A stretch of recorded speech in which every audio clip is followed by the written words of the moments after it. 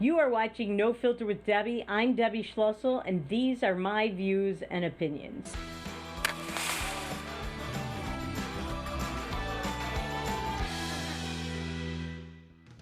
Welcome to No Filter with Debbie. I'm Debbie Schlussel, and you know what's driving me crazy? President Trump and this whole thing over the COVID relief package. He held it up. He held it up for basically a week because his refusal to sign it for several days meant that people whose unemployment benefits ended, which is anybody who was on it, are going to lose out on unemployment benefits for a week. Now, maybe there is a way to go back and they will get those. And I feel for these people. Listen, I don't support giant, huge, massive welfare packages. But in this case, we've told people they can't work. We've shut down businesses. We've shut down restaurants. We've shut down bars. We've limited them, even if they're not shut down, into how they can do business. And people are hurting. People have lost their businesses. They've lost their jobs, all because we shut down the economy. Now, did President Trump do that? No. Who did that? These liberal Democrat governors with their draconian measures. And then plus we have in North Dakota our own governor that did stuff like this, Governor Burgum.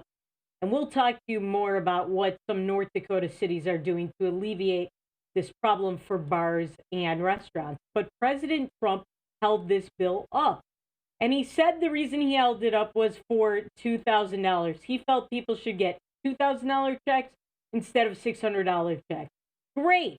But you had months and months and months to sit on this measure and to say, I'm not moving unless there's $2,000. You had your own person in the negotiations. You had your own person at the table. You had Stephen Mnuchin. You had others. You had Mitch McConnell. You had the Republicans. But you had Mr. Mnuchin. And Mr. Mnuchin probably was not told to insist on the $2,000. The Democrats wanted the $2,000. The Republicans did not. And you knew that Republican senators were holding this up because they did not want more than $600. You knew that this was the compromise that they and Mitch McConnell came to. So now at the 11th hour, actually more than the 11th hour, it was almost the midnight hour, or it was the midnight hour. You held this up. And for what? What did you get out of it?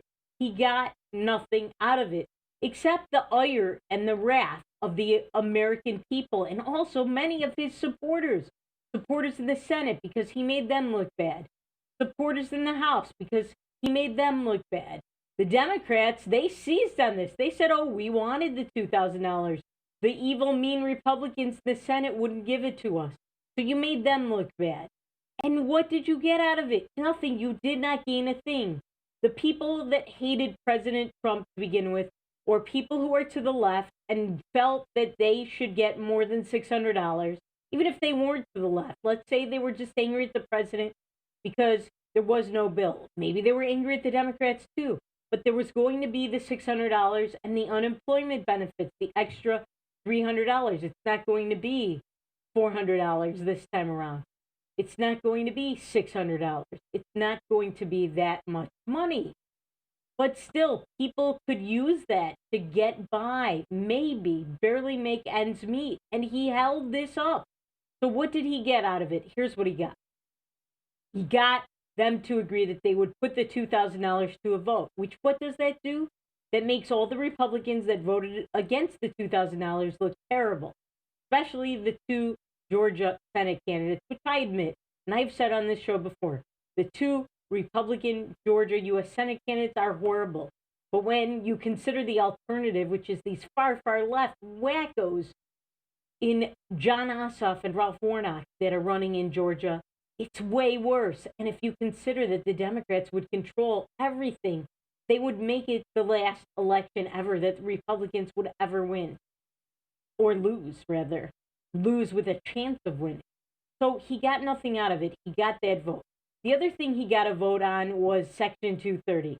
And I have said this from the beginning of this show, that any new relief package should have Section 230 in it, that should be repealed or at least reformed so that all these tech giants don't have immunity from lawsuits.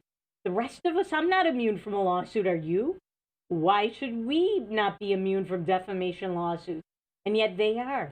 It's not right. And I said he should have held that as part of the negotiations. But you don't negotiate after the deal has been reached and both sides of Congress, the House and the Senate, have voted on it. That's the time to sign the bill. Again, he had Steven Mnuchin and others at the table. And he had Mitch McConnell. So why did he give in after this head fake standoff? Because Mitch McConnell pressured him? Because other Republican senators pressured him? Because he knew that this will really very negatively affect the Georgia U.S. Senate race? Again, I've said on this show, you shouldn't decide policy based on an election. You should decide policy based on what's good for the country and what is attuned to your and consistent with your principles and ideals. But it's politics. Washington is all about politics, and all politics is local. In this case, the locality is the state of Georgia. So he did that. I don't think he got anything out of it.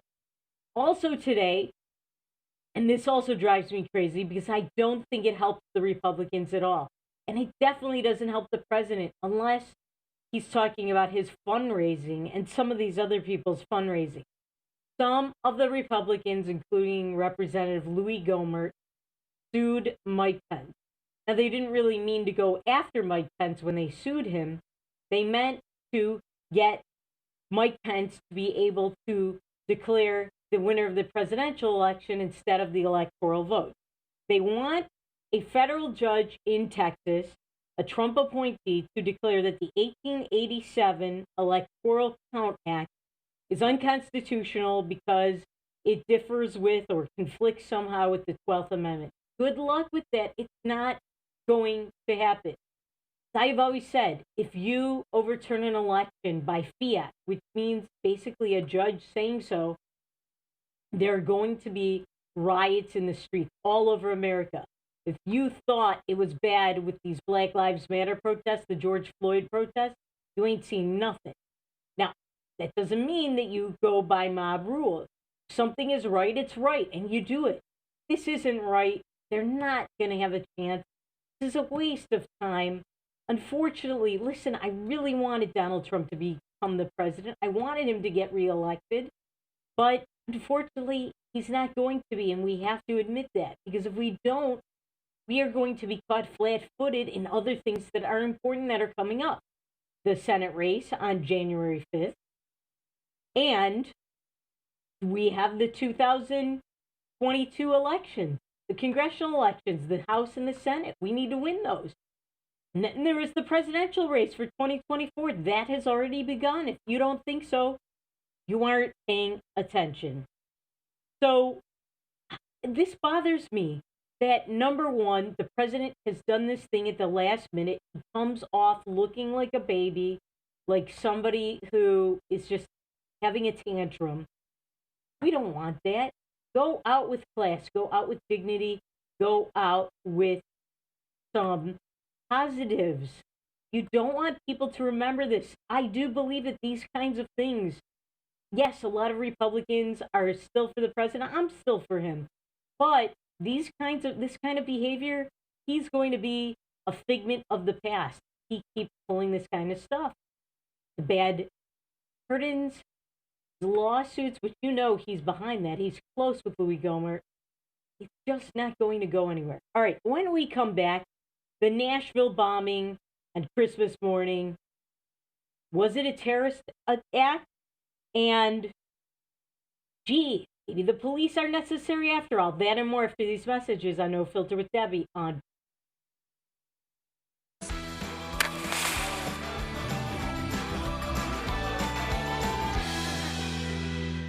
Beck News brings you real people and real news.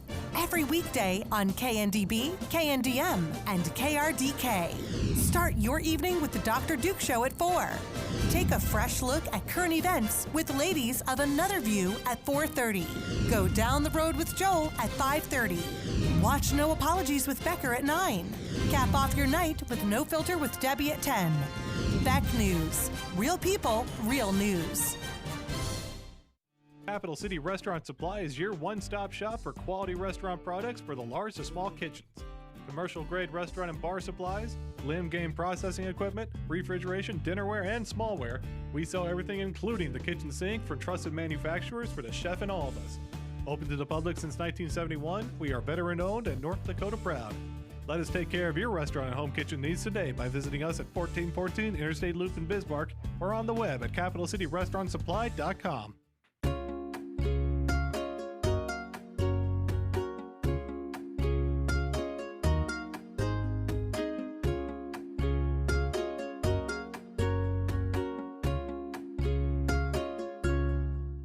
Hi, I'm Dennis Haugen, along with my sons Andy and Mike, and we're showing our support for wind energy in North Dakota. Wind energy has provided farmers like us with a steady stream of income that's not tied to the weather like crops and cattle are. Another bonus is that wind farm owners are required to maintain the roads leading up to the turbines. Because of that, oftentimes these roads are the best in the county. Wind energy is good for landowners, it's good for the land, it's good for our economy, and it's good for North Dakota. For the greatest selection and full menu offering is the Four Seasons Restaurant and Ice Cream Parlor in Garrison. Succulent sandwiches, big breakfasts served all day, and delicious desserts. Easy access in and out for campers and RVs. The Four Seasons Restaurant at the top of Main Street, Garrison.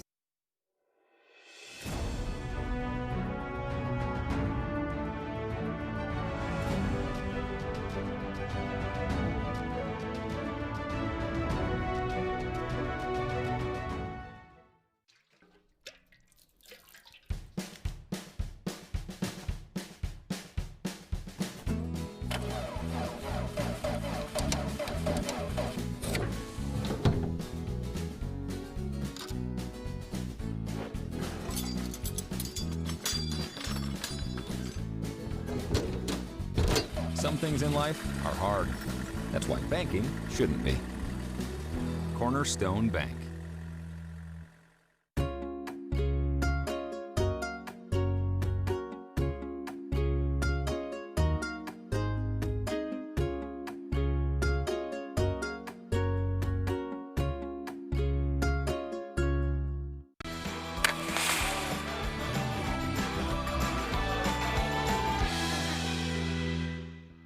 Welcome back to No Filter with Debbie on Beck. So as you know, over the Christmas holiday, there was a bombing in downtown Nashville. Now, nobody knows specifically and for certain what the motive of this bombing was. They believe that a man in his 60s named Anthony Quinn Warner was behind this. He took his camper and blew it up. And before that, there was some kind of 15-minute countdown or so. He was playing the song Downtown by Petula Clark. I love that song, and I feel bad for Petula Clark because now she's going to be helter-skeltered like the Beatles were. If you don't know what I mean by that, Charles Manson and his followers listened to the music of the Beatles, particularly Helter Skelter. And the Beatles, some people blame them for some of these murders from the Manson cult. And Petula Clark had nothing to do with this. This is just a lonely, old, crazy guy is what I think happened. There are some reports that this man may have been dying of cancer, this guy Warner, and some reports that he was one of these crazy conspiracy theorists who believe in this conspiracy that the 5G towers were bad for your health, or they get into your brain and control you, or whatever nonsense garbage that this is. This man was not well. Anybody who does something like this is not well. Now, I'm not talking about Islamic terrorists who are very well and they know exactly what they're doing. This guy, I think, was mentally disturbed. We'll never know because apparently he was blown up in the bombing. But to me, the biggest, most interesting thing about this bombing is, where are all the calls for the defunding of the police? Funny, you don't hear them anymore. Funny, you don't hear them from any of the Black Lives Matter people. They didn't interview any of them on any of the media. I'm so shocked. Why? I mean, don't we want to get rid of the police? I mean, there were only 6 police heroes who risked their lives. They knew that this camper was going to blow up. They didn't know if the countdown was accurate. They could have died. They didn't even care about the countdown. They cared about saving lives. They went around and they warned people. Those 6 police officers, they warned people, get out of this building. This was not only a business area, there was the AT&T building, which some people believe may have been linked to why the camper was there, because of the 5G and AT&T.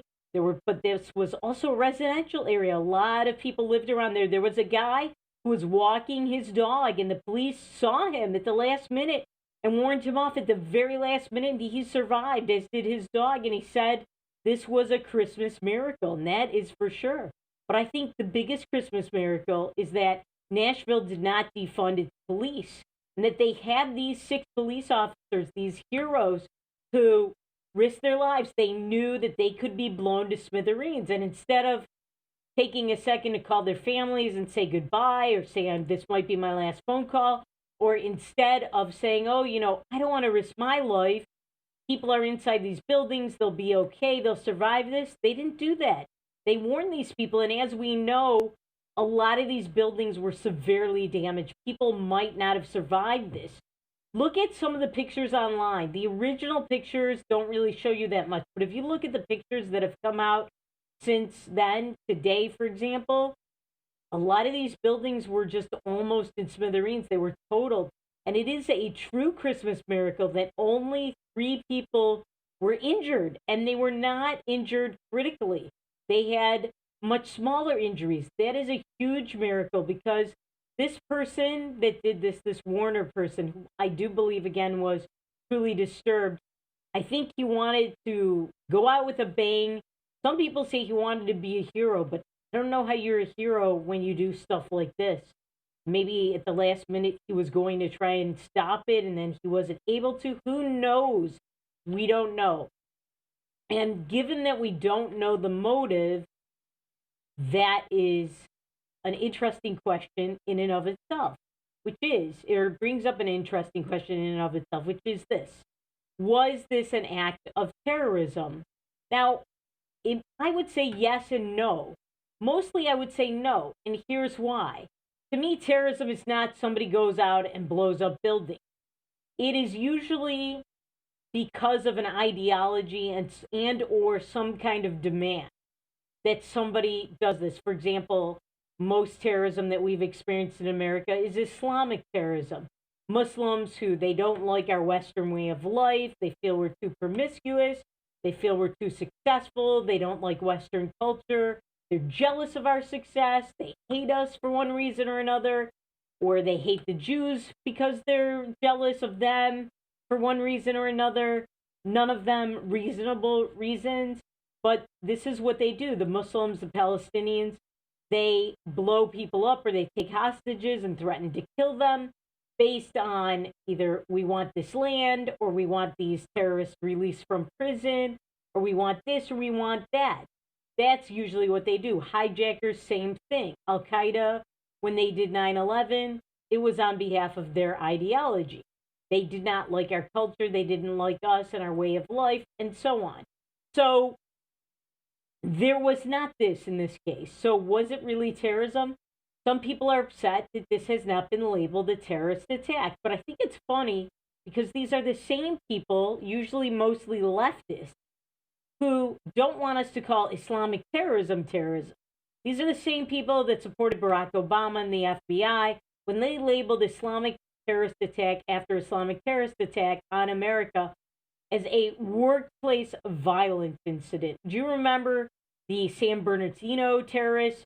Their co-workers, the co-workers threw them a baby shower. They threw them a party. They bought them gifts. And in return, they had a Christmas party, and the Christmas party, they were murdered. They were shot up. There were explosives and so on. So that was a terrorist act. But the Obama government and the FBI called it a workplace incident, workplace violence. They refused to call many other terrorist attacks. And even when they did, it was very begrudgingly and at the last minute when they were forced to, like, for example, the Boston Marathon terrorists, the Tsarnaev brothers, remember them? The Fort Hood terrorist attack by Nidal Malik Hassan, a Palestinian Muslim who we put through medical school, an immigrant who came here. We put him through medical school. We gave him a job as an Army doctor. That was called a workplace violence incident. Are you kidding me? No, they're not that. These same people that are upset that they're not calling this a terrorist attack yet because they don't know the motive we're not upset over those things. So now this kind of jives with what I've been saying. The Code of Federal Regulations, which who the hell reads that? But I did look it up.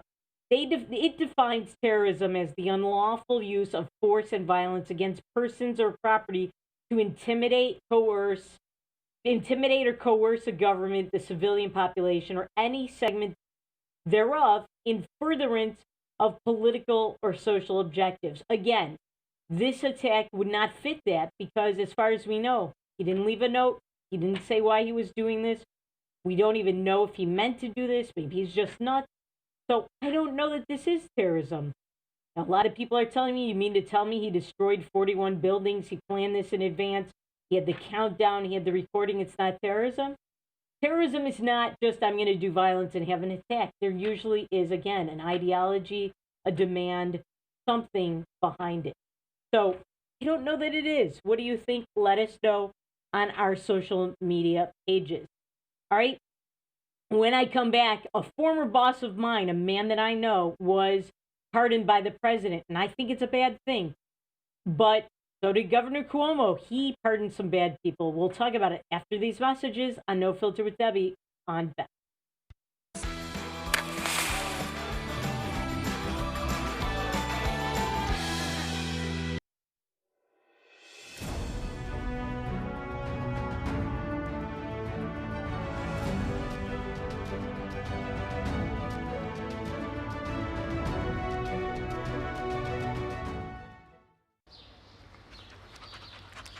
Jeez, what a mess. Look at that. There's roof stuff everywhere. It's so embarrassing. Ruins the neighborhood. Come on, humans. Let's get this fixed. Don't let your roof go to the dogs. Call America's Best Contractors for your free estimate. Need a new woof? After checking with the rest, go with the best. America's Best Contractors. 258-2412. Online at americasbestcontractorsincorporated.com. In southwestern and south central North Dakota, on any given day at any given moment, a Dakota Community Bank and Trust customer is logging in or signing on to do their online or mobile banking. We believe that community banking can blend both the past with down-home customer service in-house and the future with modern banking conveniences and technology for our customers anywhere, like here or here, all while honoring our long-standing tradition of community-first oriented banking here at Dakota Community Bank and Trust. My wife was diagnosed with early stage Alzheimer's. We talked about it and we kind of decided we'd be a little bit proactive and try to start making provisions. So we started looking here, and Eventide worked out to be pretty much the perfect answer. I guess I didn't expect it to be so nice. The staff here are terrific. We enjoy it.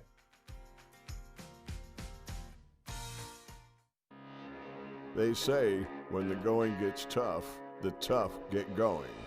At OK Tire, we're here to keep you going. From Firestone tires and replacements to retreads and even Firestone tracks, we have you covered. Our certified Firestone experts are ready to get you back up and running, no matter if you're on site or in the field, saving you time and money. OK Tire, we keep the tough going. Now is the best time to plan for your 2021 farm equipment needs. North Dakota-based Summers Manufacturing is currently offering early order savings. Take advantage of big savings on North America's broadest tillage line, including the Super Kohler Samurai and the innovative VRT Renegade, as well as the best built, best backed land rollers in the industry. Talk to your Summers dealer today or go to summersmfg.com to learn more about early order savings available on all Summers equipment.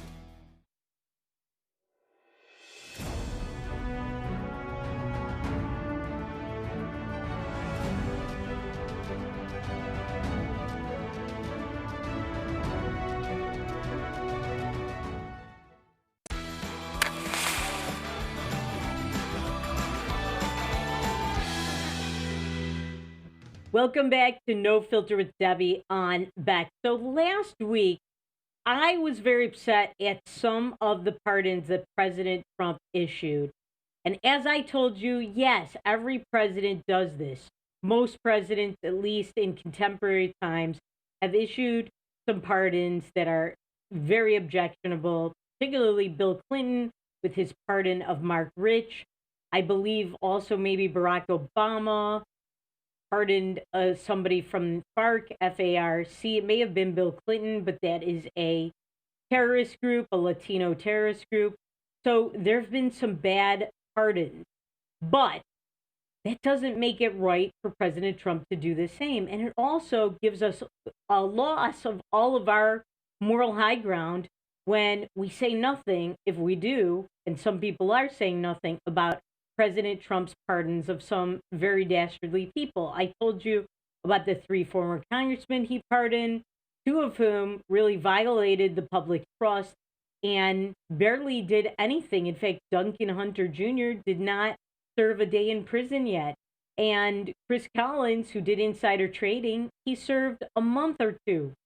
That's nothing. It's not fair. It looks bad. And again, we can never make an argument against any Democrats' pardons, Joe Biden's pardons, President Kamala's pardons. We will not be able to make that argument because President Trump did, the same thing.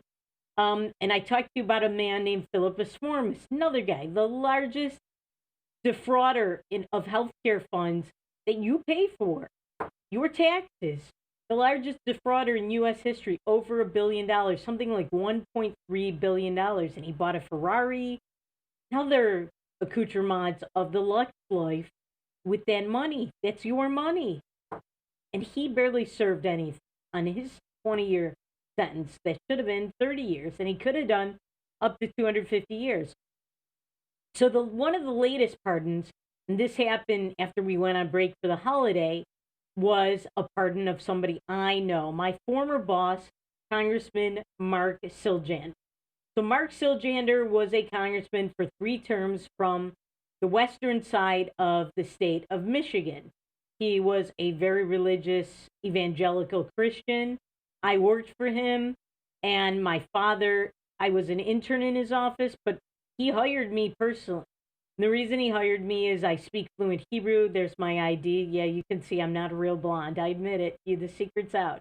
So that's why I'm not dumb. I'm not really blonde. So no offense to all you natural blondes. You know I'm just kidding. I know you're not dumb either. But I worked for him. I get to know him very well. He hired me because I spoke fluent Hebrew, and he was learning Hebrew. He was at the time very pro-Israel. He was one of the earliest congressmen. Now remember, this was in the mid to late 80s. He was one of the congressmen who early on, before everyone, understood the Islamic terrorist threat to the United States and in the Middle East to Israel. And my father was a donor to his campaigns for those reasons. But after he lost his re-election bid, when I was still working for him, actually, he lost his primary to a liberal establishment Republican named Fred Upton, who is the uncle of the model Kate Upton, and who is really a very liberal Republican. He barely is conservative or Republican at all. He often votes with the Democrats, and it's unfortunate that Mark Siljander lost him. But after he lost him, he was an assistant UN ambassador for a time, appointed by President Reagan, and then he became, and by George H.W. Bush, but then he became really broke and destitute and needed money. So what did he do? He took money from an Islamic terrorist group, and this was after 9/11. He knew what he was doing. He knew this more than anybody else. And I worked for him. We were sponsoring bills against funding terrorism. So the fact that we were doing that at his insistence, and then now he would do this, he knew what he was doing. Now, did he deserve a pardon? Well, I'm not so sure. Let me just tell you a little bit about what he did when I worked for him. So he understood what was going on in Sudan. That was an issue very important to my late father, and that's one of the reasons he supported Congressman Siljander. As you may know, Sudan is a Muslim country now, but at the time it was run, because all the Christians have been chased out, it was run by a Muslim dictator tyrant named Omar al-Bashir. Now, Omar al-Bashir was a supporter of al-Qaeda. He was on the State Department terrorist list. There was a reason Sudan was on the State Department terrorist list. And you probably heard of the Lost Boys of Sudan. Those were black boys and women and girls also who were chased out of the country. And when they weren't chased, before that, the Muslim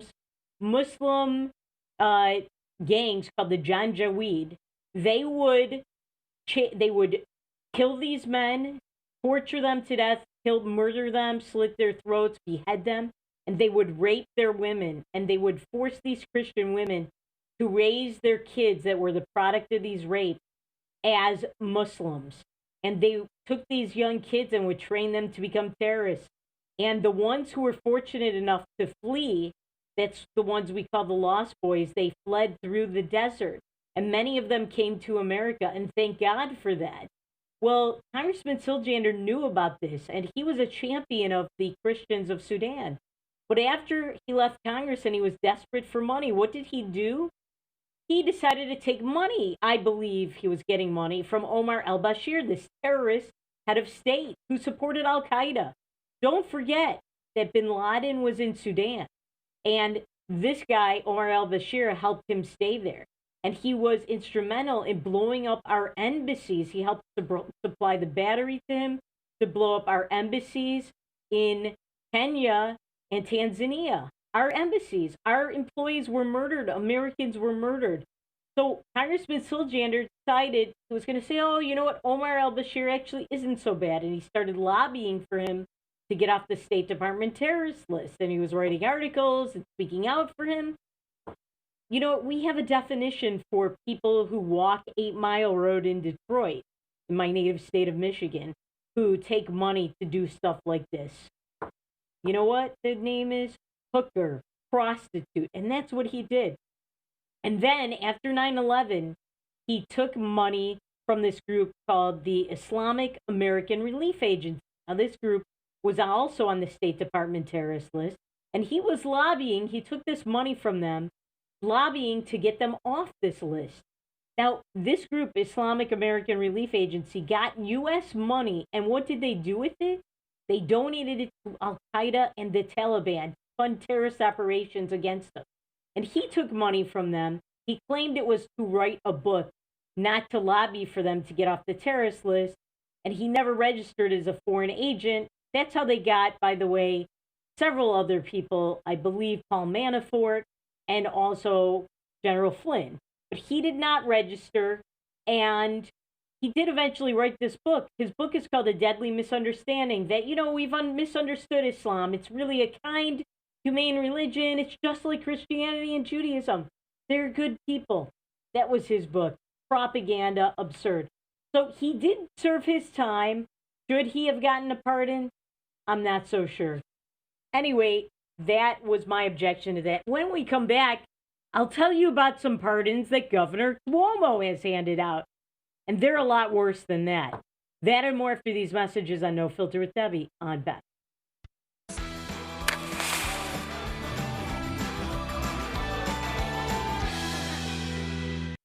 Howdy, folks. It's a Caroline Cafe. I reckon it's time you're due for a hearty meal. So saddle up for the day with one of our hay-bussin' breakfast homemade soups. Fill your grill at our salad bar. Sink your teeth into our famous Caroline burger and barbecue ribs. Top it off with spoon-rattling pie with a calm roll that's sure to put a smile on even the toughest outlaws. Shake the dirt off the boots each night and warm up with the gang. Tell them about it, Stacy. I can't wait to see you at the county line. Since opening in Hebron in 1940, Dakota Community Bank and Trust has been your hometown bank. Our mission has been to provide modern banking convenience with old-fashioned hometown service. We've grown with the communities we serve through year-round events, countless sponsorships, and nearly 7,000 hours of volunteering each year.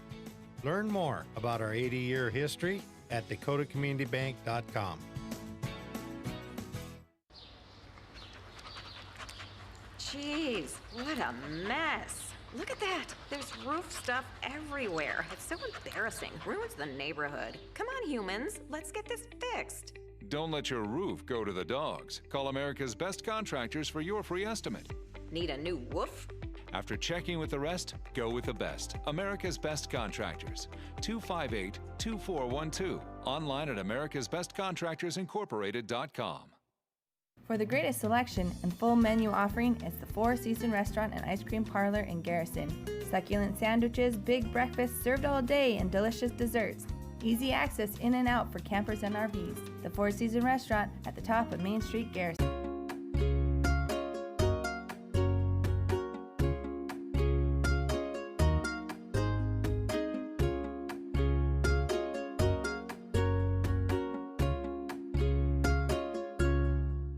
Are you a thrill seeker, sightseer, or day tripper? The Ford Bronco Sport SUV is built for you. Four Bears Casino is giving away a 2021 Ford Bronco Sport loaded with a ton of interior space, safari-style roof, smooth suspension for any terrain, and easy-to-clean surfaces. Qualify now just by playing your favorite slots at Four Bears Casino. Double points on Sundays. Also get in on Super Senior Wednesdays, slot turning Thursdays, and hot seats on Wednesdays and Thursdays. Spin into Four Bears Casino and Lodge for chances to win.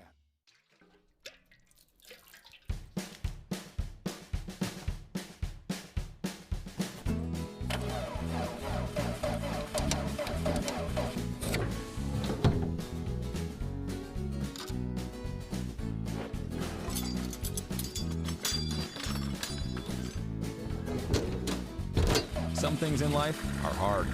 That's why banking shouldn't be. Cornerstone Bank.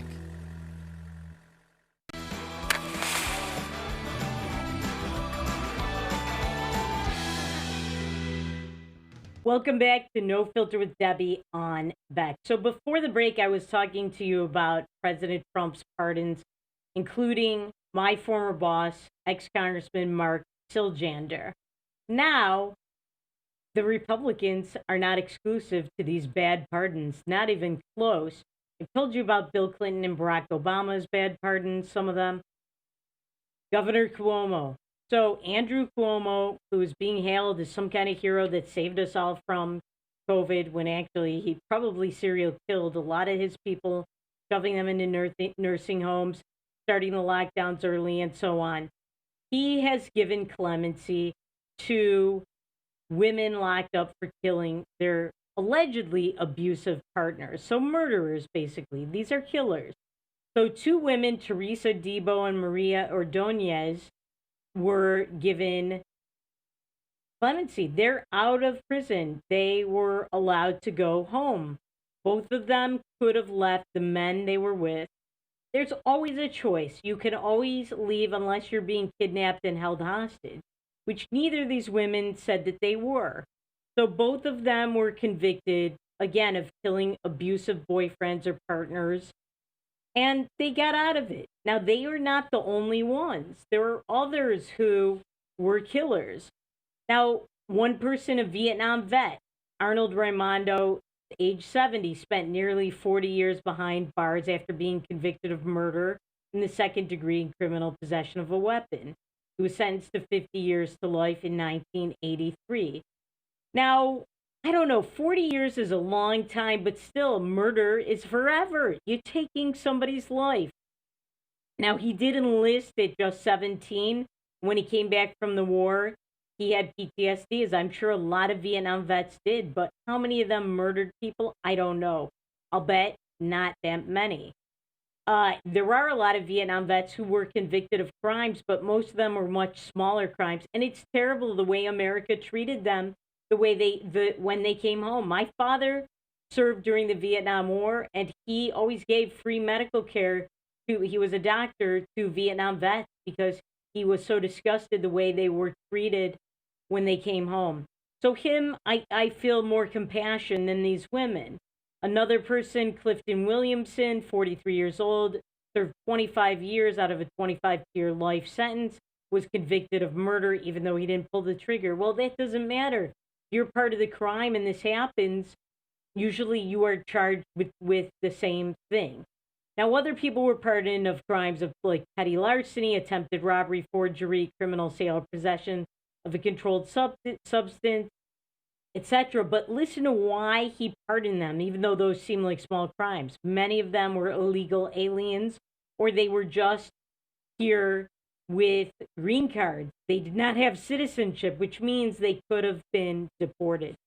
So, listen, Trump does not have the monopoly on these kinds of pardons, not even close.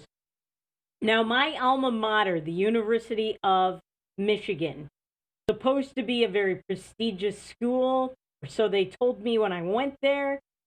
Believe me, the price tag was kind of prestigious. My parents and I, paying for it, saw that. They have a committee called the Words Matter Task Force in their Information and Technology Services. Yes, they actually have a Words Matter Task Force for inclusive language. They tell you the words you cannot use. So apparently you can't use the word brown bag. Why? Because that might insult people who are brown skin tone. So you have to call it lunch and learn. Are you serious? It's not a reference to rape. Crack the whip. You can't do that. And why, I don't know. Maybe that's an insult to sadomasochists or to women who crack the whip and get paid to do certain things with it. I don't know. But dominatrixes, I guess it's an insult to them. So you have to say manage the effort closely. You can't say native because that's an insult to Native Americans. You have to say built in or innate. Now listen to this. You can't say privileged account. Why? You can't use the word privilege. That's offensive to people. So you have to say elevated account. You can't say preferred pronouns because people don't prefer the pronouns. They're born into them, even though they're born male and they call themselves she or they. Are you serious? So you have to just use the word pronouns. Now listen to this one. You can't say the word picnic. You have to say gathering. Why? Because they say that the word picnic has to do with lynchings. No, it doesn't. Here's the deal. The word pique-nique is a French term. It dates back to the 1600s. It has nothing to do with slavery. Now, it is true that when some black people were lynched in America, there were picnics afterwards. People probably didn't even call it a picnic. They had lunches or meals, whatever. So because of that, that is an insult to black people. You cannot use the word picnic. You can't use the word guys and gals. You have to say everyone and folks. You can't say honey, sweetheart, or sweetie. You have to use the person's name. You can't say long time no see. I think that's maybe an insult to blind people. I don't know. This is absurd. You have to say it's been a while. I haven't seen you in ages. Ages, isn't that insulting older people? I don't know. You can't say so many of these things. I mean, you can't say dummy. You have to say placeholder or sample. All right, I've gone through most of the most absurd of these things. Can't say blacklist or whitelist. You know what? I'm going to say whatever I want. It's a free country. We have a First Amendment. These kind of people, they're lowlifes. They're simpletons. They want to control what you and I say. It's not going to change a thing. It's virtue signaling. It's ridiculous. It's absurd. And they're destroying the English language. And the fact that somebody wants to control how I think and what I say, that's a low-life mentality. That's a power exercise. We don't need it. University of Michigan, people are paying tens of thousands of dollars to send their kids to learn that you can't say picnic or brown bag or guys and gals or sweetie or honey. Those are improper. All right.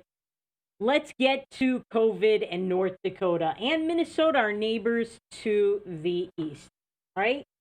Minnesota lawmakers, I told you about this guy, State Senator Scott Jensen. He's a medical doctor. They tried to yank his medical license because he said that a lot of the COVID cases that are being shown as being caused by COVID and have other contributors actually didn't involve COVID, or the contributing factor was the main reason they died, or COVID had nothing to do with it at all.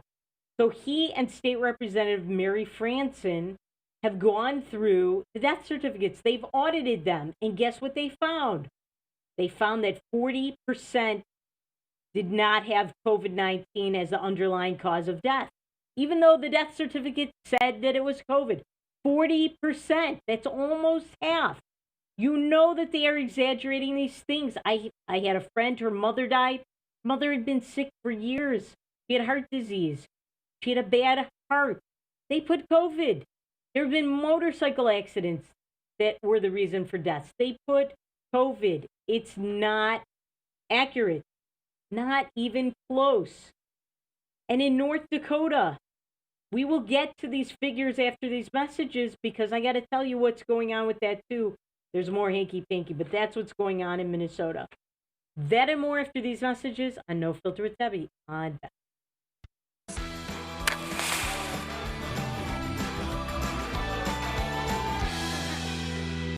Howdy, folks. It's a Caroline Cafe. I reckon it's time you're due for a hearty meal. So saddle up for the day with one of our Hey Boston breakfast homemade soups. Fill your grill at our salad bar. Sink your teeth into our famous Caroline burger and barbecue ribs. Top it off with spur rattling pie with a calm roll that's sure to put a smile on even the toughest outlaws. Shake the dirt off the boots each night and warm up with the gang. Tell them about it, Stacy. I can't wait to see you at the county line. Hi, I'm Dennis Haugen, along with my sons Andy and Mike, and we're showing our support for wind energy in North Dakota. Wind energy has provided farmers like us with a steady stream of income that's not tied to the weather like crops and cattle are. Another bonus is that wind farm owners are required to maintain the roads leading up to the turbines. Because of that, oftentimes these roads are the best in the county. Wind energy is good for landowners, it's good for the land, it's good for our economy, and it's good for North Dakota. Capital City Restaurant Supply is your one-stop shop for quality restaurant products for the large to small kitchens. Commercial-grade restaurant and bar supplies, limb game processing equipment, refrigeration, dinnerware, and smallware.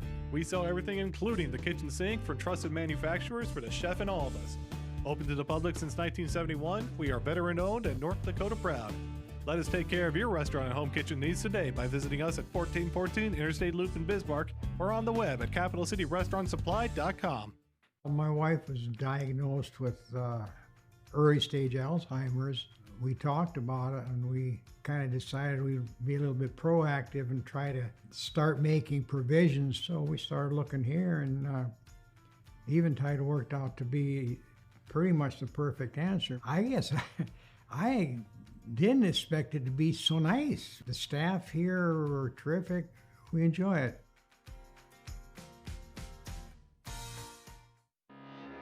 They say when the going gets tough, the tough get going.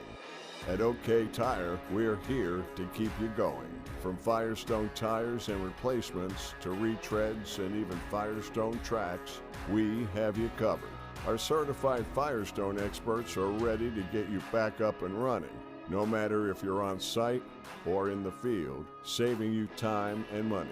OK Tire, we keep the tough going. Now is the best time to plan for your 2021 farm equipment needs. North Dakota-based Summers Manufacturing is currently offering early order savings. Take advantage of big savings on North America's broadest tillage line, including the Super Coulter Samurai and the innovative VRT Renegade, as well as the best-built, best-backed land rollers in the industry. Talk to your Summers dealer today or go to summersmfg.com to learn more about early order savings available on all Summers equipment.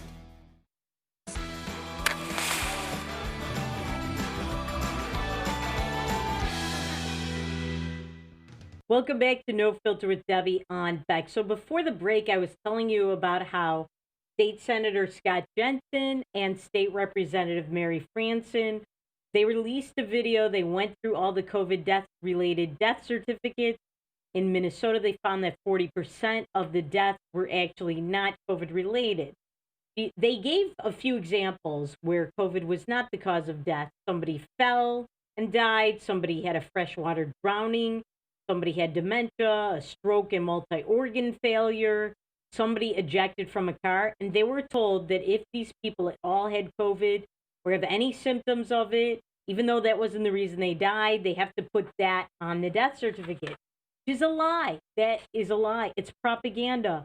And in Texas, a hospital retracted a death certificate for a man who tested negative for the virus 3 times but was listed as a victim.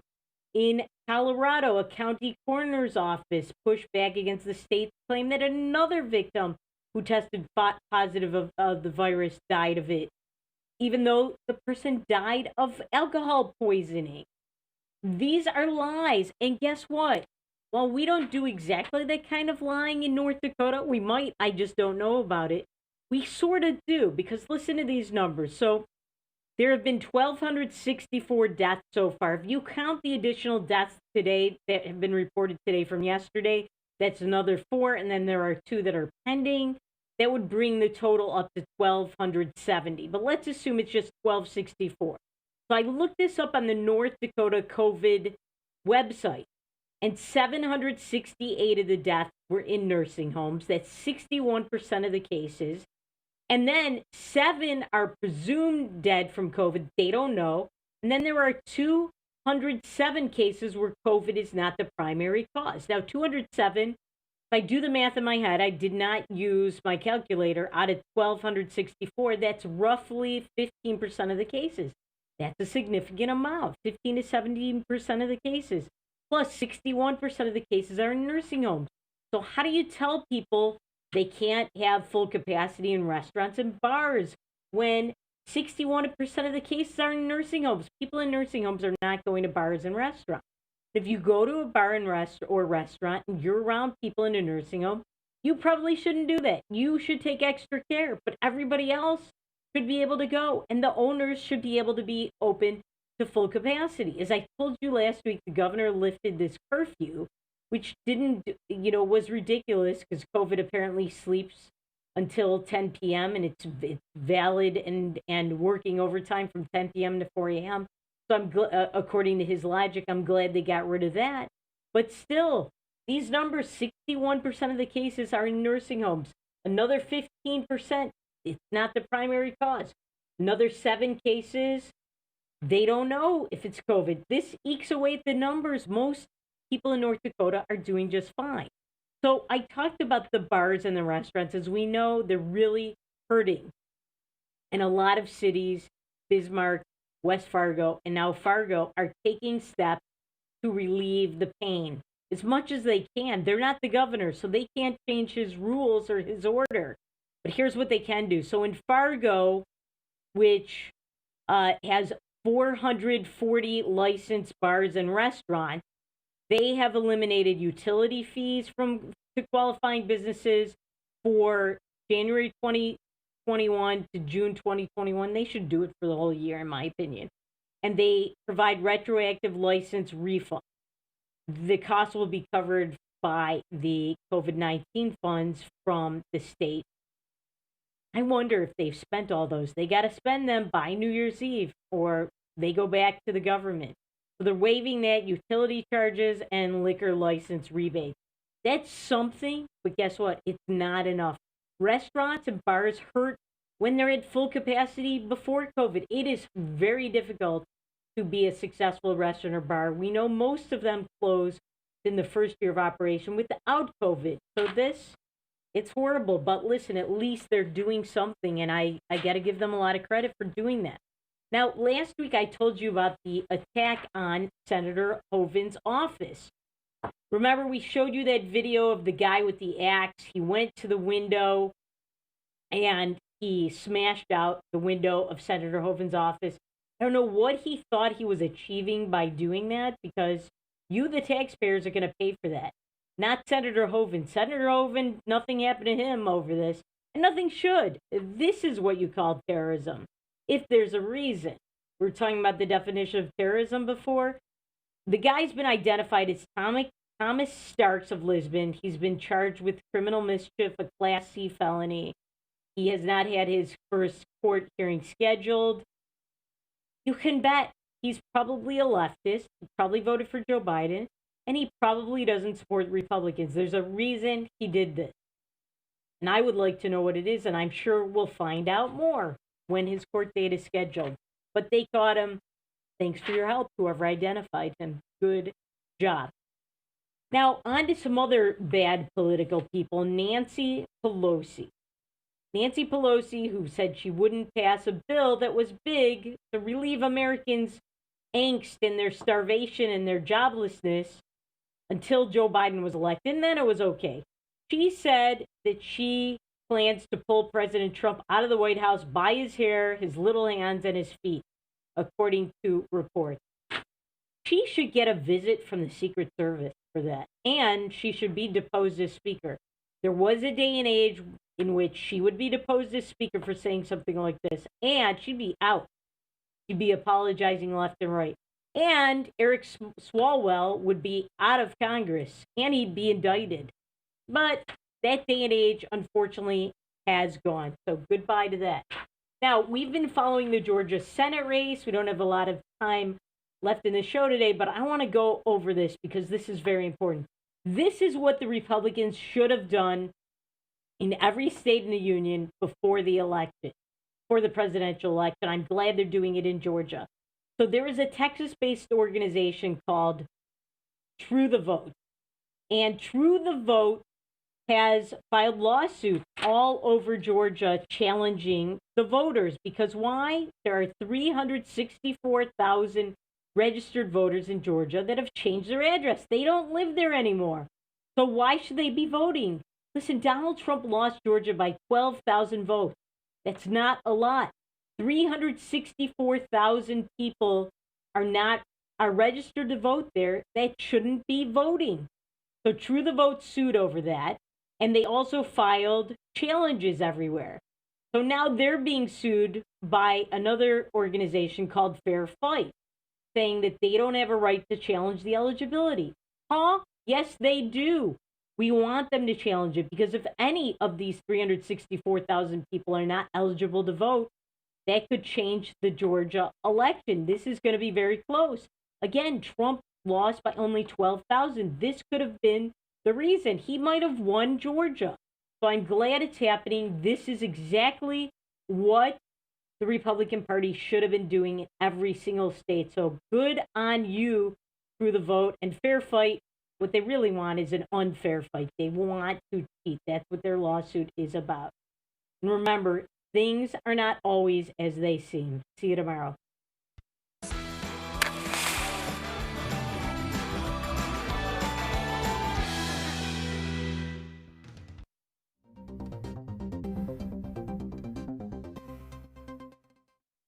Beck News brings you real people and real news. Every weekday on KNDB, KNDM, and KRDK. Start your evening with the Dr. Duke Show at 4. Take a fresh look at current events with Ladies of Another View at 4:30. Go down the road with Joel at 5:30. Watch No Apologies with Becker at 9. Cap off your night with No Filter with Debbie at 10. Beck News. Real people, real news.